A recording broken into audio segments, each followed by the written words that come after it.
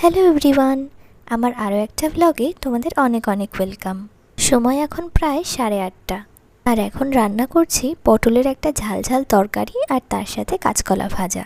অনেকেই হয়তো কাঁচকলা ভাজা করার সময় এই কাঁচকলার গায়ে যে খোসাটা আছে ওটা ছাড়িয়ে ফেলে দেয়, কিন্তু আমি সেটা করি না। আমি কাঁচকলাটার খোসাটা রেখেই ভাজাটা করি।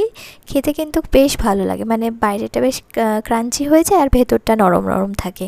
এদিকে কলা ভাজাটা বসিয়ে চালটা ধুয়ে নিয়ে ভাতটা বসিয়ে দিচ্ছি। এমনি দিন আমরা প্রায় রাতে রুটি খাই, কিন্তু মাঝে মধ্যে আর রুটি খেতে ইচ্ছে করে না, তাই সেই দিনগুলোতে ভাতই খেয়ে নিই। তো কলা ভাজাটা হয়ে গিয়েছে, তাই ওটা নামিয়ে নিয়েছি আর এখন এই পটলের তরকারিটা বসিয়ে দিয়েছি। প্রথমে কড়াইতে বেশ খানিকটা তেল দিয়ে পেঁয়াজগুলো দিয়ে দিয়েছি যাতে একটু ভাজা ভাজা হয়ে যায়। আর তার কিছুক্ষণ পরে আদা রসুন বাটা, আদা রসুনের সাথে আমি কাঁচা লঙ্কাও বেটে রেখেছিলাম, ওটা দিয়ে ভালো করে কষিয়ে নিচ্ছি।